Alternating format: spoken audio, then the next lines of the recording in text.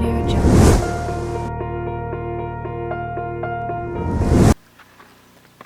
Conformément à la vision du président de la République, chef de l'État,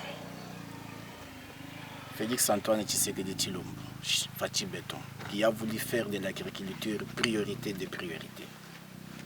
Et conformément au programme du gouvernement provincial du Kasai oriental, sous l'impulsion de son Excellence, le gouverneur sortant, Patrick Mathias Kabeyama Tchabiti. Et pour visualiser et visionner les programmes du gouvernement provincial, le ministre provincial de l'agriculture, pêche et élevage, Jean-Marie Mbouimoukandi, a mis sur pied un programme qu'on appelle Programme des réserves stratégiques alimentaires du Kasai oriental. Ce programme a deux volets. Le premier volet, c'est prévoir et préparer les sites pour les comptes du gouvernement provincial. Et le deuxième volet, l'appui aux organisations paysannes qu'on appelle les OP. Il avait fallu d'abord, pour éviter les spéculations, pour augmenter la production et la productivité agricole au Kasai oriental, que le gouvernement provincial lui-même commence d'abord la production, pour éviter qu'il y ait des spéculations. C'est pourquoi on a mis sur pied ce programme qu'on appelle le programme des réserves stratégiques alimentaires. Le programme prévoyait dans son ensemble 1250 hectares, en raison de 250 hectares par territoire. C'est un programme qui a été élaboré par les techniciens du ministère et mis à l'approbation de l'autorité provinciale, qui, avec son cabinet, a amendé et approuvé le programme. Le programme a été commencé dans des mille et une difficultés, puisque nous avons commencé avec les dettes. Nous avons commencé, on n'avait même pas des engins, mais nous avons proposé à l'autorité. Comme il y a des engins ici dans le programme de PV Yankwadi, nous pouvons solliciter. L'autorité provinciale a réquisitionné les tracteurs. La réquisition était de 15 tracteurs en raison de 3 tracteurs par territoire. Mais quand on nous a donné, on nous a octroyé que 5 tracteurs. Tout ce travail que vous voyez a été abattu ne fût-ce qu'avec 5 tracteurs. Il n'y a pas seulement ces sites, puisque nous sommes dans un seul site de Bakwasumba. Mais nous avons un site à Chilundu Merod. Nous avons un site à Kabeykamwanga dans le village de Benamukendi. Nous avons un site à Bakwamboui. Et nous avons un site à Benechiswaka. Avec ces mêmes tracteurs, nous avons appuyé des organisations paysannes, des gens qui avaient la volonté de faire de l'agriculture, mais qui n'avaient pas de moyens techniques. C'est avec ces 5 tracteurs, qui d'abord 2 sont en panne, et nous sommes restés avec ces 3 tracteurs avec lesquels nous avons fait tout ce travail.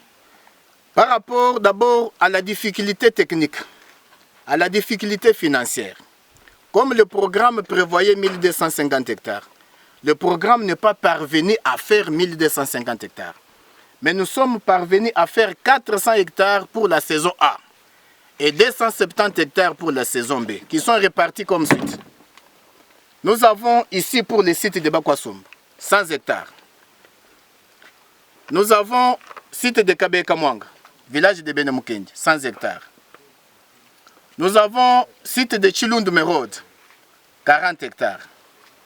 Site de Bakwamboui, nous avons 80 hectares. Et site de Chilunde, nous avons 80 hectares pour la saison A. Saison B, site de Benechiswaka, dans le territoire de Chileng, nous avons 80 hectares.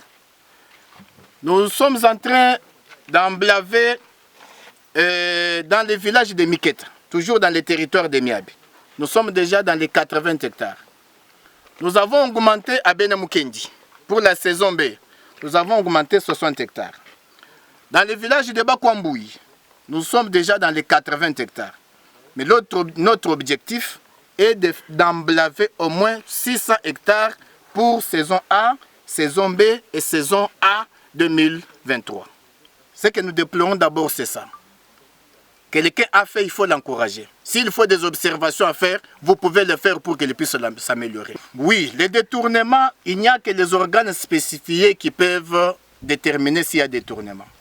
D'abord, c'est un point capital que vous soulevez. Nous avons reçu la lettre de l'IGF dans sa mission d'encadrement au Kasai oriental, qui nous a demandé D'abord, à notre IGF est allé répertorier les relevés de toutes les dépenses qui ont été effectuées dans ce travail, qui s'élèvent à 698 690 000. Alors, l'IGF nous a demandé de justifier. Comme qui dirait, celui qui a de l'or pur ne peut pas craindre les tests. Nous avons présenté toutes les pièces justificatives à l'IGF. L'IGF nous a fait juste des observations. L'IGF n'a jamais déterminé qu'il y ait détournement dans le ministère de l'Agriculture. S'il y a les gens qui parlent de détournement, je ne sais pas sur base de quoi ils se basent. Ils font ces déclarations. Ça ne les engage que eux. Le programme prévoit par hectare 808 $,9 par hectare. Nous avons commencé d'abord avec les efforts, avec les fonds du gouvernement provincial. Et le gouvernement central nous est venu en aide. Ce n'est que vers la fin du mois de décembre que nous avons reçu la subvention du gouvernement central pour appuyer le programme qui était déjà mis en œuvre. D'abord, je remercie vraiment que vous soyez venus pour que vous puissiez dissiper ces malentendus et toutes ces spéculations par rapport à ce qui est en train d'être fait. Puisqu'il y en a qui ont déclaré qu'ils n'ont rien fait. Il n'y a pas de maïs. Tout a été déjà vendu. Et il n'y a rien. Ils n'ont rien fait. Mais il avait fallu que vous soyez là pour que vous puissiez vous imprégner de la situation sur place. Le maïs que nous avons produit, nous avons produit. Nous avons fait rapport acquis des droits. Nous avons fait les états de lieu pour que nous puissions évacuer, puisque la durée de la conservation est déjà arrivée à terme. Alors, pour éviter que le maïs puisse se détériorer, nous avons fait des états de lieu. À partir de ce montant-là, de la subvention du gouvernement central, nous avons acheté des matériels. Les égrenaises sont là.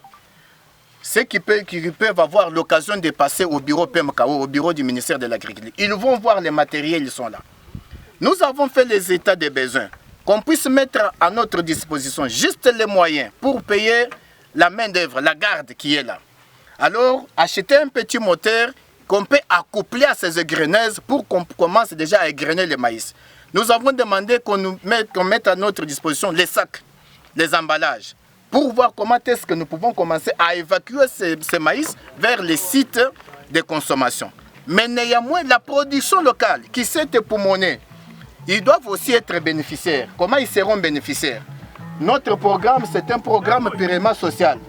Alors, nous avons pensé que nous puissions rabaisser vraiment le prix du méga, de la mesurette de maïs, pour que la population locale puisse être la première bénéficiaire. Mais jusque-là, c'est une lettre morte.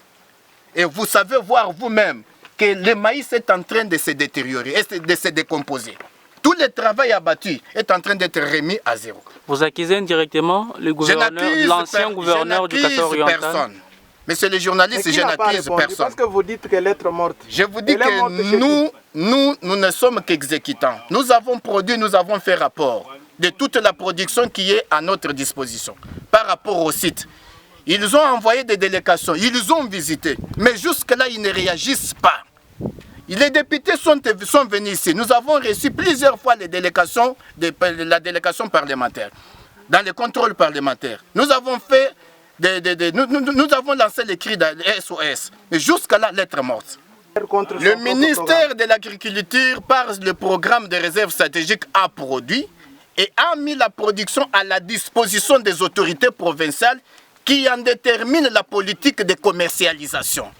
Pour commercialiser ces maïs, il faut d'abord commencer par l'égrenage. L'égrenage, l'emballage. L'emballage, l'évacuation vers les sites de consommation. Mais nous avons fait rapport, personne n'a réagi. À notre niveau, qu'est-ce que nous pouvons faire? Nous avons plusieurs fois visité les sites avec les parlementaires. Ils nous ont vus. Nous avons déposé nos doléances. Nous avons fait nos remarques. Nous, on s'attendait que les commissions parlementaires nous fassent des observations, nous fassent des remarques. Ils n'ont tenu compte d'aucune remarque qui ont été faites à notre disposition pour que nous puissions nous améliorer. Mais à notre grande surprise, on attend seulement le ministre doit démissionner. Oui, le ministre doit démissionner, il n'y a pas de problème. Nous voulons bel et bien qu'on sauve cette production. C'est un travail qui a été abattu. L'argent a été dépensé. Mais le travail est en train d'être mis à zéro. Nous demandons, c'est un SOS que nous lançons aux autorités, qu'ils prennent toutes les dispositions idoines pour d'abord sauver cette production. S'il y a des remarques, s'il y a des observations, ils le feront. C'est dans leur mission régalienne. Il y a une classe de gens qui est en train de désinformer la population. La population a besoin d'être informée et une bonne information. La question de l'acquisition des tracteurs. Pour me résumer, je vous ai dit que la province du Kasaï oriental, Sévi, n'avait pas de moyens. Nous avons lancé les cris auprès de PTF, des partenaires techniques qui pouvaient financer, qui pouvaient nous venir en aide. Nous sommes allés voir le gouvernement central plusieurs fois. Et le gouvernement a accepté de nous appuyer. En dehors de la subvention qu'il nous a donnée, le gouvernement a accepté de nous donner les moyens pour acheter les tracteurs. Et chose qui a été faite. Le montant dont vous venez de parler, il est réel et juste. Et loge dans les comptes Agripel, à la banque BCDC. Mais donner l'argent, c'est une chose. Réquisitionner ou bien acheter, c'est autre chose et c'est autre chose. Donc on ne pouvait pas, aussi longtemps que nous savons qu'il y a les institutions qui sont habilitées. Le marché public est là, le budget, toutes ces institutions sont là. Vous prenez l'argent de l'État, vous allez acheter les tracteurs comme ça, comme si c'était votre argent qui vous appartient. Non. Nous avons vu le marché public, nous avons déposé les dossiers.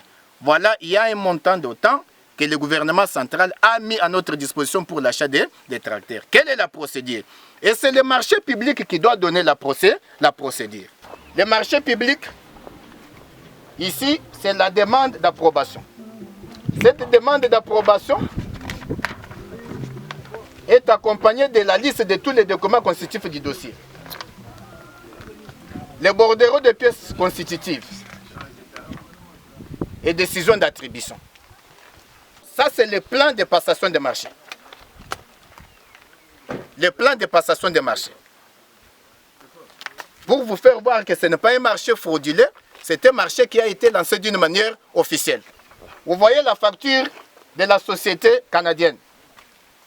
La société canadienne est capable de nous fournir, avec un montant de 1 365 500, 15 tracteurs, 3 tracteurs de marche de coupe d'herbe, 50 motoculteurs, 5 moissonneuses de maïs, petites moissonneuses à main, disques rotatifs, semoirs mécaniques, 100 semoirs à main, moissonneuses batteuses 5, que nous allons affecter une moissonneuse pour chaque territoire, et une usine de maïs qu'on appelle mini-minoterie. Pour un montant de combien? Pour un montant de 1 365 500. Or, avec la société là, 15 tracteurs pour 1 500 000. Qui avait contacté cette société-là? Elle est aussi de quel pays? Monsieur le journaliste, je vous dis que moi je ne suis pas politique, moi je suis technique. Et en tant que technicien, je vous dis de quoi, je sais de quoi je parle. L'argent, c'est l'argent du ministère de l'Agriculture. Mais les commissionnaires voulaient s'emparer de la situation. Les commissionnaires voulaient s'emparer de la situation. C'est pourquoi le ministre de l'Agriculture, en tant que la personne responsable du marché, en tant que l'autorité contractante, a dit non. Et il a donné sa tête à couper pour ce dossier. Il a dit que le marché doit être passé en bonne et due forme. C'était qui le commanditaire? Monsieur le journaliste, épargnez-moi. J'ai ici le contrat qui a été signé en bonne et due forme avec la société canadienne et le ministère de l'Agriculture. Le contrat est là. La société canadienne, le tracteur à roues, c'est 39 000. Or, dans la première facture de cette société-là, c'est en 97 000 $. Quand le ministre s'est vu dans une condition où il ne pouvait pas agir en tant que ministre, c'est pourquoi il a voulu que les choses se passent d'une manière claire. Puisque lui, en tant qu'autorité, en tant que la personne responsable du marché, il ne pouvait pas avoir des injonctions venant d'ailleurs. Dans un marché, lui-même est responsable. Le dossier a été déposé en bonne et due forme au marché public. On a lancé le marché. L'appel d'offres a été lancé. Le plan de passation a été passé. L'autorisation par l'autorité approbatrice. l'autorisation spéciale par les directeurs, jusqu'au jour d'aujourd'hui, la société a été notifiée. J'ai la notification de la société. La société a acquis réception de sa notification. Qu'est-ce qu'elle dit? La société dit, j'ai l'honneur d'acquérir réception de votre notification. Numéro ainsi de suite. Numéro 61 bar, cellule de gestion des marchés publics. La cellule de gestion des marchés publics n'est pas gérée par le ministère de l'Agriculture. À cet effet, en attendant votre arrivée sur place ou celle de votre représentant, pour assister à l'embarquement des dits matériels, toutes les dispositions seront prises quant à ces, en vue du respect de la durée convenue au contrat. Le contrat prévoit combien? 3 mois pour que le matériel arrive. C'est alors que le ministre écrit à la banque dans laquelle les fonds sont logés. Il dit les dispositions pratiques sur le mouvement du compte agricole à monsieur le gérant de Equity BCDC Kasaï Oriental.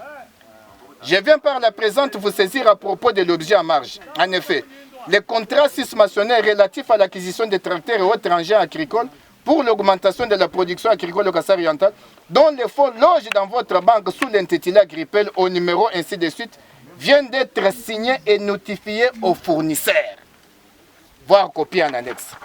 De ce qui précède, tout mouvement dans ces comptes n'aura lié qu'à la réception de l'objet de dit marché. Mes chers amis, Ça veut dire? ça veut dire ceci. Avec le fournisseur, le ministère s'est convenu comme ceci. Vous ne pouvez avoir votre argent que si le ministère réceptionne les matériels. Les fonds sont logés dans la banque. Allez vous informer, toutes ces banques, ce sont des banques commerciales qui ont des ramifications avec des banques internationales. Les gens qui disent que non, il y a eu des tractations, on veut détourner, il y aurait déjà des tournements, détrompez-vous. L'argent est là, il loge, c'est pour l'intituler acquisition des tracteurs. Il y a des tractations. Les gens qui sont en train de faire des tractations pour cet argent, détrompez-vous. C'est l'argent de l'État pour lequel le marché a été lancé et la société, le fournisseur a été notifié. Les matériels seront ici dans 3 mois. La société sera bénéficiaire de son argent. Alors, celui qui fait des tractations pensant que c'est un argent à se distribuer, qu'il se détrompe. Audio